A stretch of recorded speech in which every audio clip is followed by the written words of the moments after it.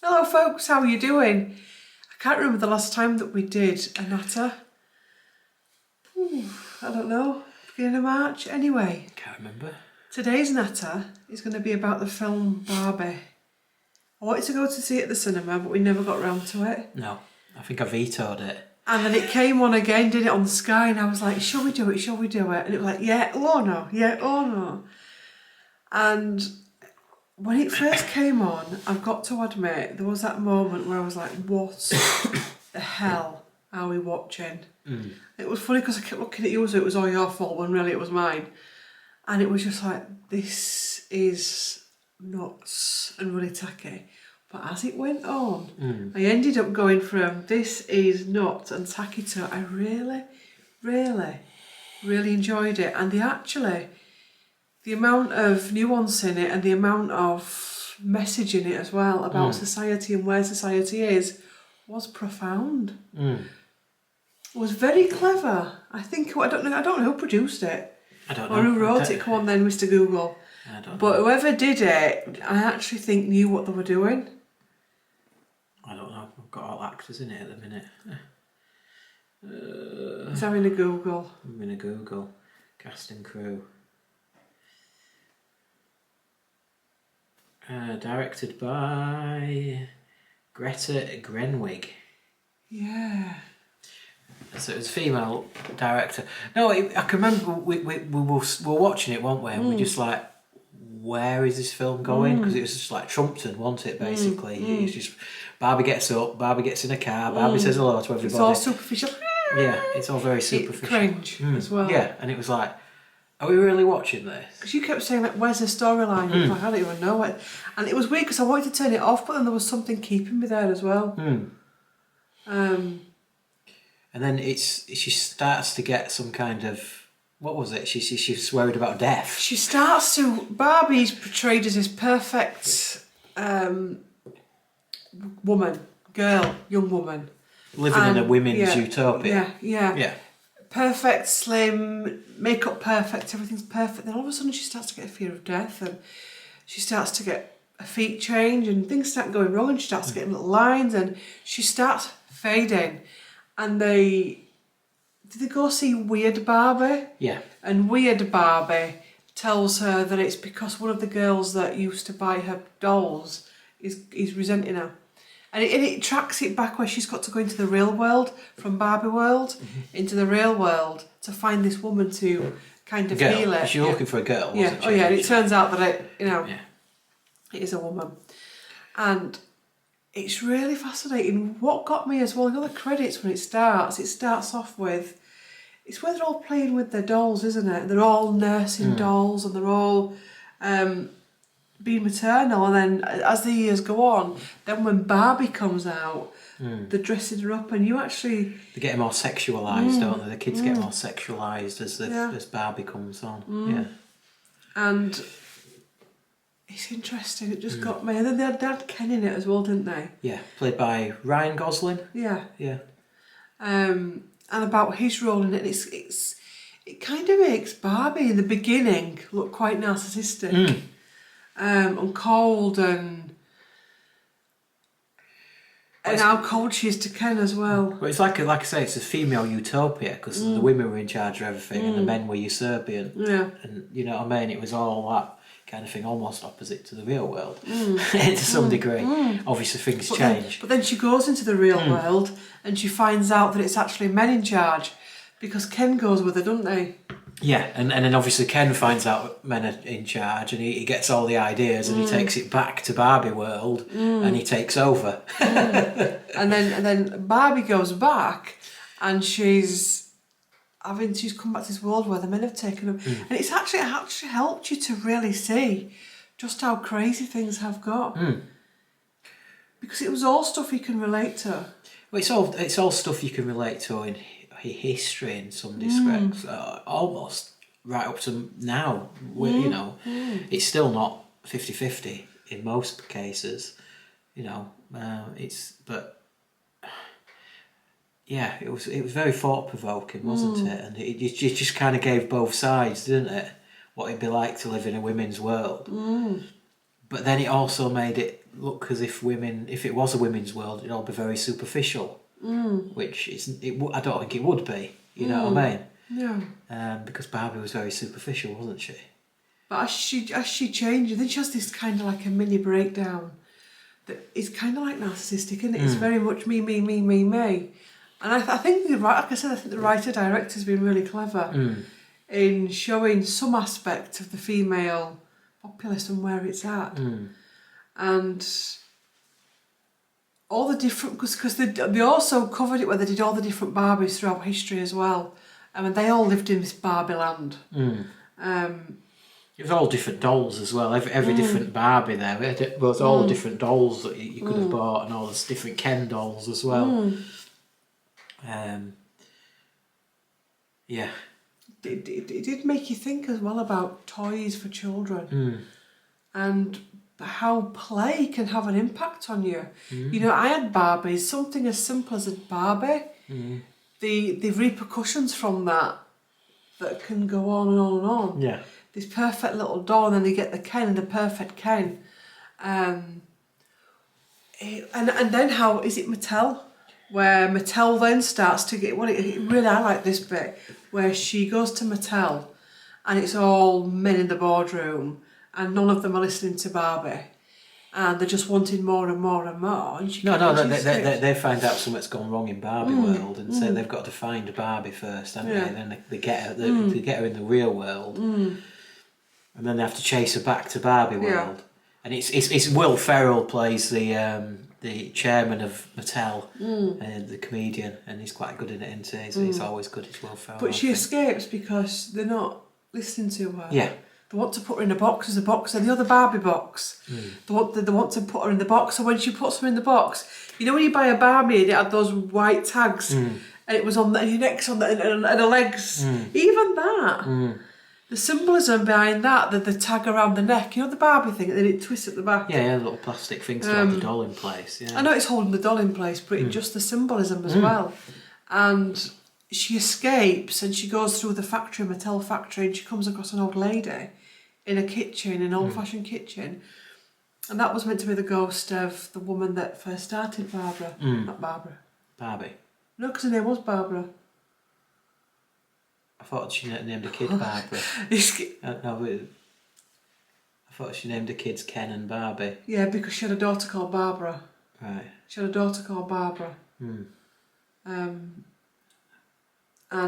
that's why it's Barbie rather than Barbara. Because everybody thought that was Barbara in the film, but it wasn't Barbara in the film, it was Barbara's mother in the film. Yeah.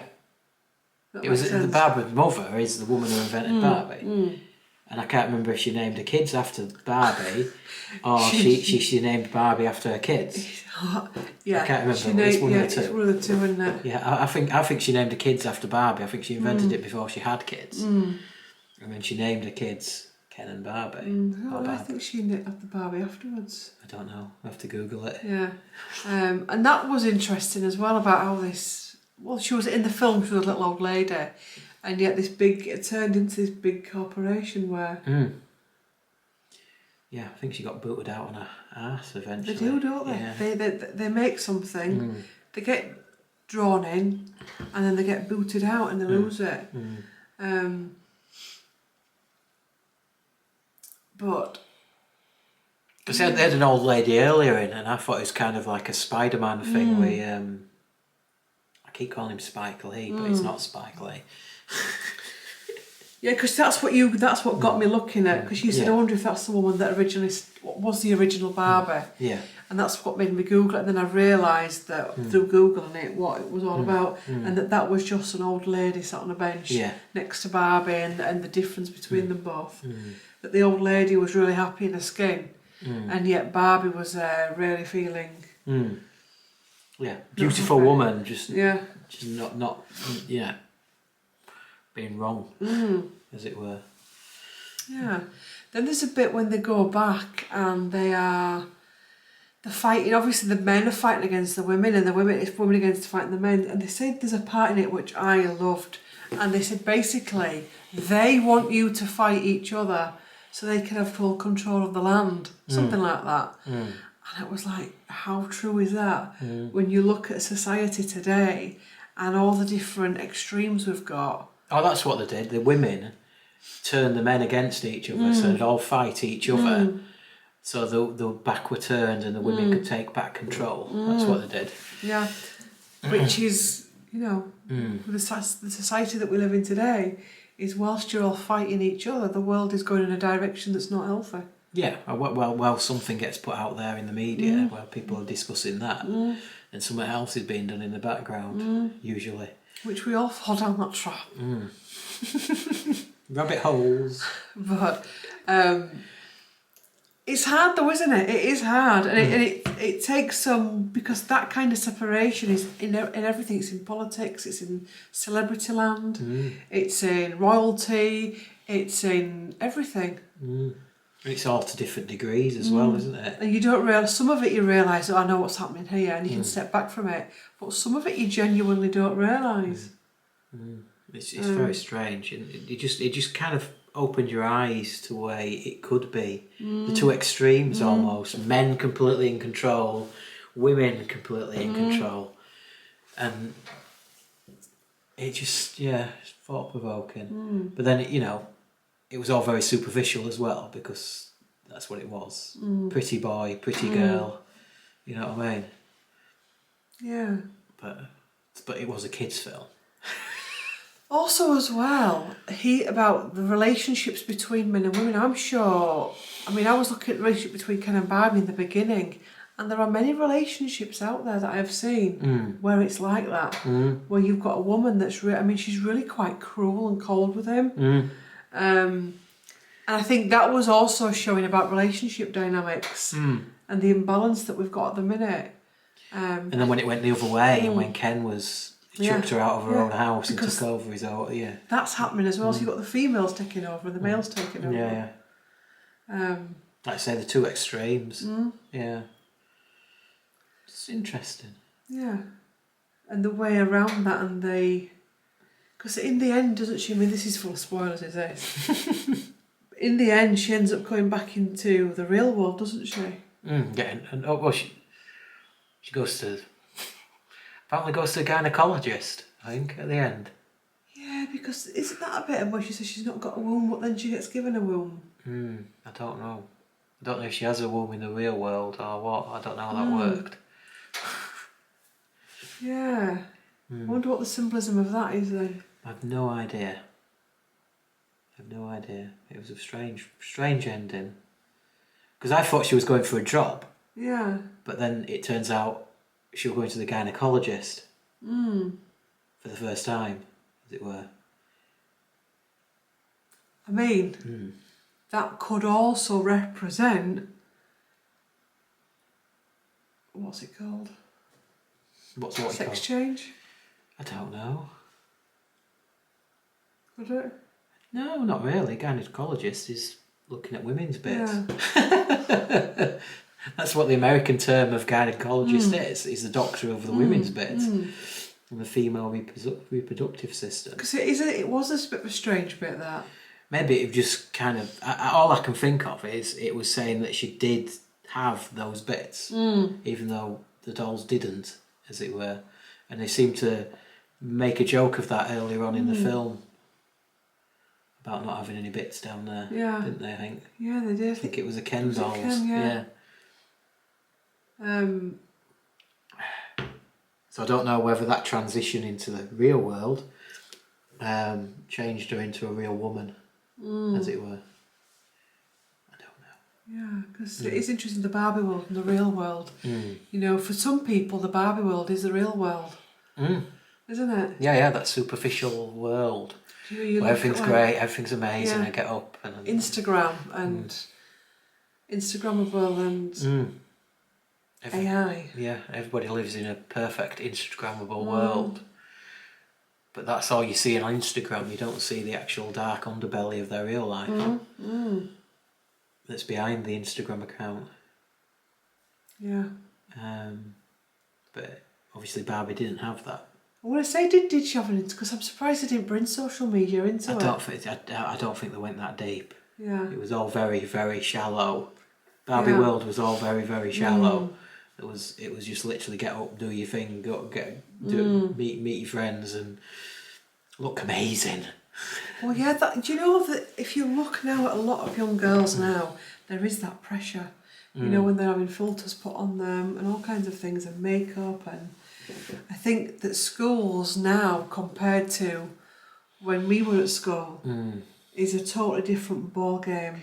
I think it's going to get worse because obviously in the past you had all these zero models and things like that, and girls wanted to be like that. But now you've got that, but you've also got all these filters that people can put on social media that make people look amazing when they're probably not that amazing. You know what I mean? And it makes people look amazing, but sometimes you don't even realise that that's not real. And you think, bloody hell, she looks amazing, or he looks amazing. I want to look like that, and then it'll put that stigma on people as well and make it worse. And depression, that they can't be like that unless they work out how to use their iPhone, I suppose. But, but it's not real. That's the thing. It's not a real. It's a fake photo.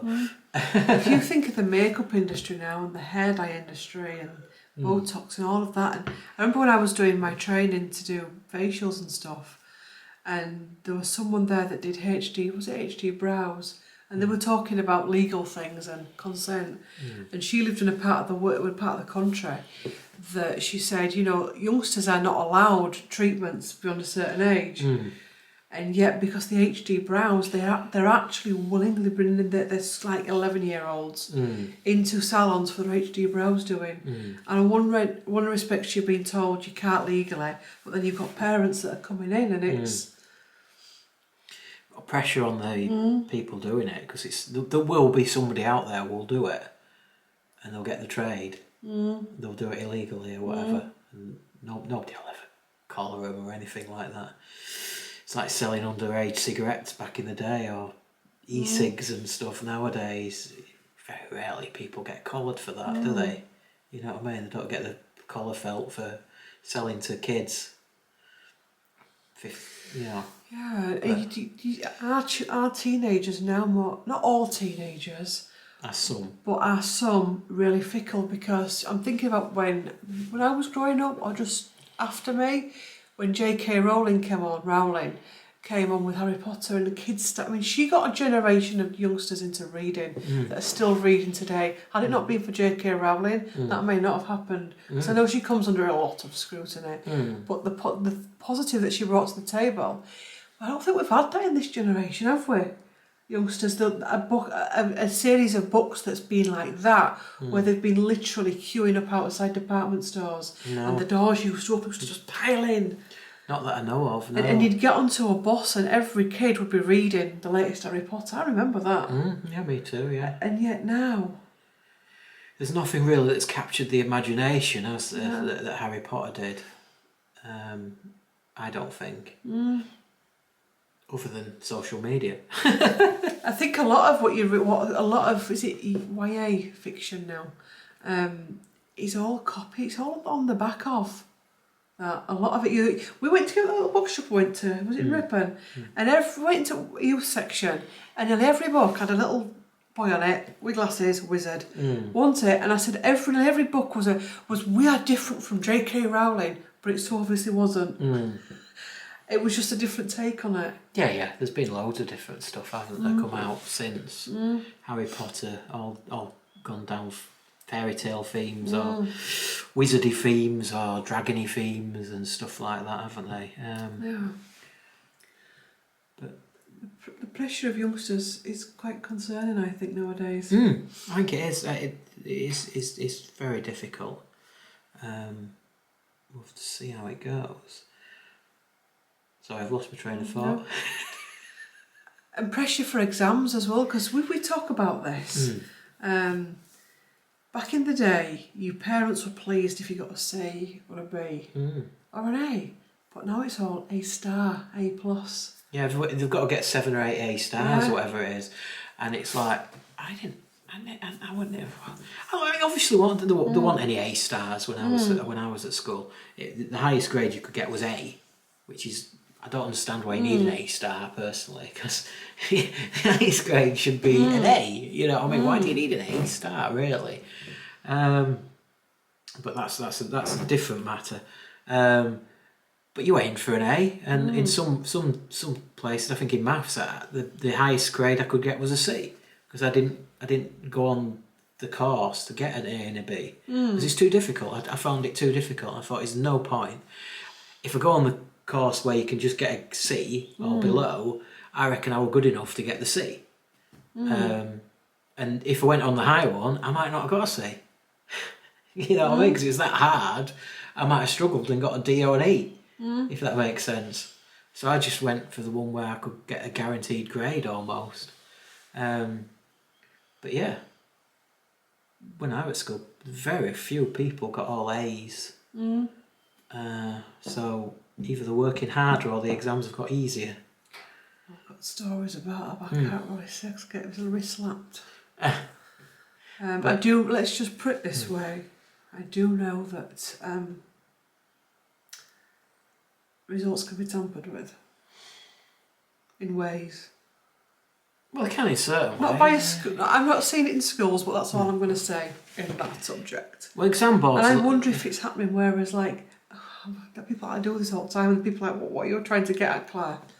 The thing is, though, I think it's possibly more media related, because media related always report all the A stars, and that might only be the top 3 or 4 or 5% of the kids' population, and they haven't gone to another school where all the kids got C's or D's.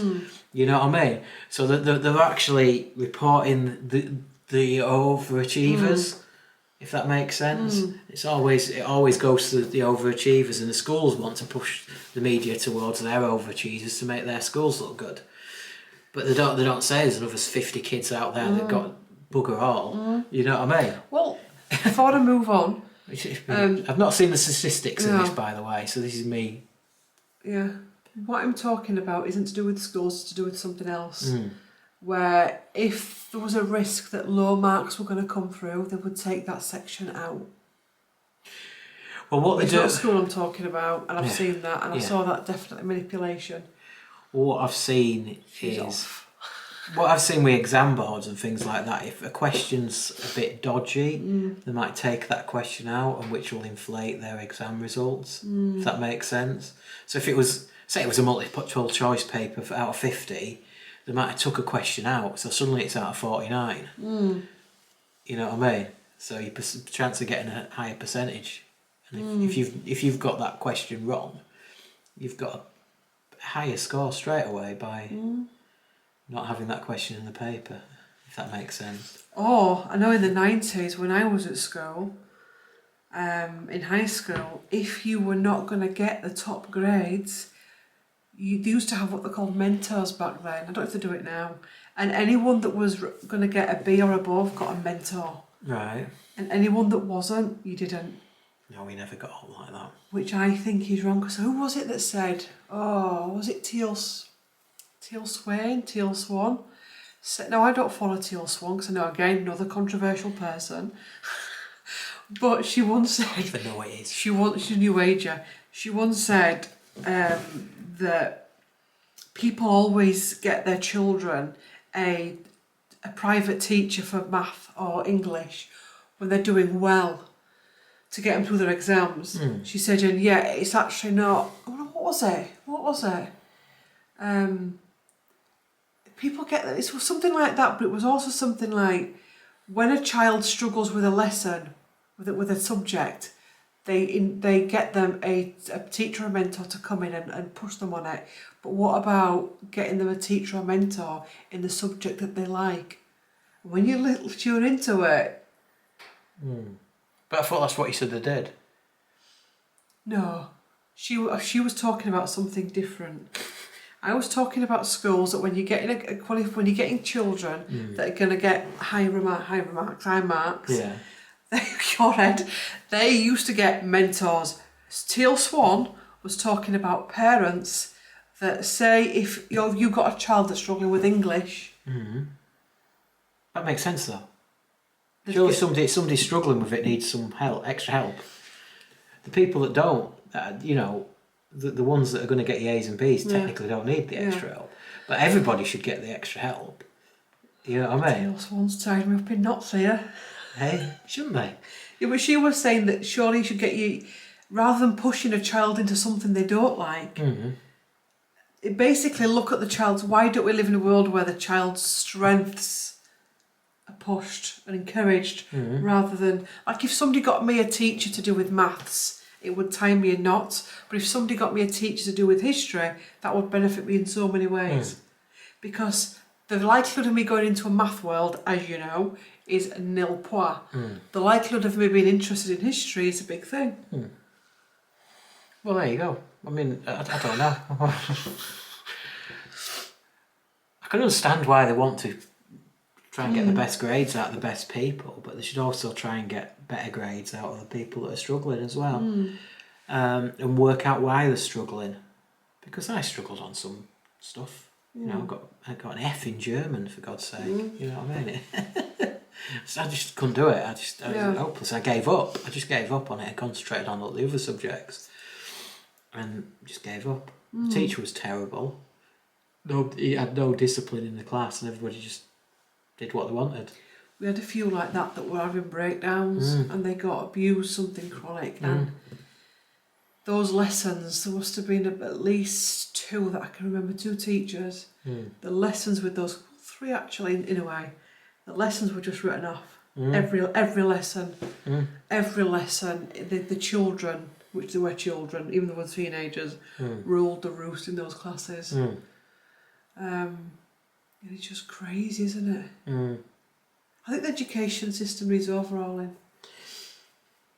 I don't know. I mean, it's a difficult one. I the lack of discipline in school. I don't You're like. strict you are. You've said this with your children.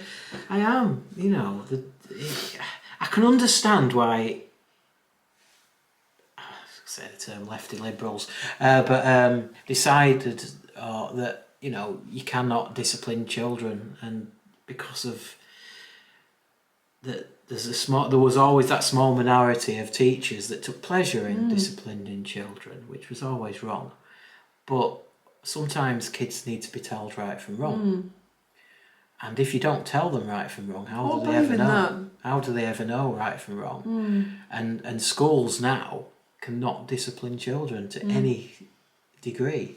You know what I mean? We used to get things thrown at us. Yeah, but we had the old school teachers that were still. I had those that were in when we started. Were in the late 40s, 50s. That were in that had been in the times when that kind of thing was acceptable. Yeah, we used to get chalkboard erasers chucked at us and all sorts. You know what I mean? And detention was rife, and people were scared of teachers from giving you detention and stuff like that because you didn't want to stay late after school. Yeah. You want to go home. But they also have merit certificates as well that people wanted to get. One teacher was the strictest, but she gave out the most merit awards when you did well as well. She was the strictest teacher, but she gave out the most these merit tokens more than any other teacher. So stick and carrot, I think that's what you need sometimes. But unfortunately, I don't think there's either a stick or a carrot in schools nowadays. You know what I mean? That's a problem. And that's why, like you said, the kids are ruling the roost. They have police in schools now. Some schools, they have police officers in schools. They have lockdown procedures. I don't mean virus procedures. I mean, there is a gun in the school. We are locking down procedures. That, it's... And that's in UK. God knows what it's like in America, where everybody's got a gun. You know what I mean?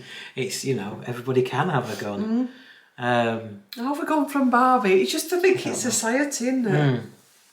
To schools. Yeah. But I enjoyed it. I enjoyed the film Barbie. I would recommend watching it. Yeah, it's worth a watch. Obviously, stick with it. Forget, that first 10, 15, 20 minutes what am I watching? is just like Trumpton. It's just like watching a very old kids programme. But there's a reason for it. It's very Groundhog Day. You know what I mean? It kind of repeats itself over and over until stuff starts going wrong. And then that's where it starts to get a little bit more interesting. And the plot seems to appear. makes you think about life, symbolism in it, and yeah. Excuse me. It's even got me thinking about we could do it. I mean, you've watched films a lot, but we could have a regular. I think the next natter we're going to be doing is we're going to be looking at the Scoop, aren't we? What? Looking at what? Prince Andrew Scoop. Oh right, that dipstick. Gillian Anderson. We're going to be looking at that. We're going to watch Don't you it. make me sweat. We're just. Gary. What? We're going to watch it. What? And then I think we're going to watch Priscilla out because I think that's a controversial one as well. Yeah, apparently so. Yeah. So that'll give us something to get us teeth into. So yeah, we're going to watch Scoop at weekend. Mhm. So we're going to go do a house run as well. We're going to do a Billy house. So we're going to do another vlog if weather permitting. Oh, yeah, we'll probably still do it in the rain and get soaking wet. Let's hope it's not raining this time. Yeah, we're going to go to Billy House. We'll do another vlog. Yeah. There's some book stuff coming on here. Some more cooking. Yeah, I'll probably do some more cooking at some point. A few ideas. So next couple of natters, Scoop, Priscilla, and I think we're going to hit the Royals then. What, literally? No, chatting about them. Chatting about or if Royals. there's any more subjects that come up in the meantime. Yeah, something will come up, I'm sure. Keep putting the rolls back on the back burner. Yeah. If you got to the end of this video and you would like to leave a comment but you're not sure what to put, then leave us a pink heart or a pink lipstick or the stiletto shoes, all for Barbie. Yeah. As the emoji. Yeah, definitely. I don't think there's anything to do with Ken, is there? Or a little man emoji or... Action man emoji, I don't know. He's not really an action man, is he? No, he isn't, No, he's a wet lettuce, he's Ken, isn't he? He is in this, yeah. And I think he kind of stays in a wet lettuce, and as you don't he? Well, even when he's in control, he's still a wet lettuce. Yeah. He still needs a bit of psychiatry, doesn't he? Yeah. You know what I mean? He's not right, is he? He's been controlled for too long. Let's put it that way. And he just doesn't know himself. And he thinks being in control will help him control Barbie, but it's not going to be the case. But yeah, it's very interesting. It probably is worth a watch.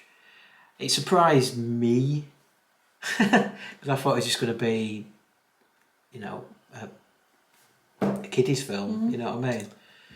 And there was more. I can imagine a lot of kiddies going to watch that and going, I really can actually. Quite possibly, yeah. Because it wasn't. Because it was kind of trickery. Because you go in thinking it's going to be Barbie, it starts off Barbie, and all of a sudden it gets really deep and serious. And actually, I think you need a bit of life experience under your belt to see what they're kind of saying. So I can imagine a lot of youngsters going into that going, yeah, possibly. What? Yeah, maybe it wasn't a kids' film. I don't know. I don't know. Well, really, they don't have Barbies nowadays, do they? It's more my generation was the last one. Possibly that's maybe what it's, you know, it's aimed at the take that generation. It's take that generation. Spice Girl generation. Yeah. I wonder if it is. I don't know. It's that and before, isn't it? You know what I mean? I don't know. It's probably not as big as it used to be. Even Mattel aren't as big as they used to be. Because used to make every board game, didn't they? Go in Mattel. Every board game you got from Christmas or whatever, it always used to be made by Mattel. I don't know what they do now. They probably still make some board games, but they're not. They haven't got the monopoly that they used to have in the toy market. By any stretch of the imagination, well, we get sued by Mattel now. So we are the biggest company out there. Right, yeah. So send Will Ferrell round, you'll be fine. Oh yeah. Have you watched Barbie? Did you enjoy it? Are you going to watch Barbie now? Did you even think about watching Barbie? Did you just think that's going to be a load of tosh, just like me? Yeah. And I did actually, but I still wanted to see it, which says a lot about me. Anyway. Yeah, I don't know, you just constantly, I want to watch Barbie. We nearly went to the cinema to watch it. Thank God. Well, I might have enjoyed it at the end, to be honest with you. But you'll be enjoying Scoop as well, and you'll be enjoying Priscilla. It was my idea to watch Scoop. Yeah. You didn't want to watch it. Didn't I? No. I can't remember. No. Me that said that, you know, Gillian Anderson's in it. And I think I saw Billy Piper on Jonathan Ross, and that's how I knew about it. Yeah. Yes. Yeah. Interesting. It's interesting how they've made him up as well, because they've actually put fake skin on him and everything to bulk him out a bit. He's quite a thin fella that did him.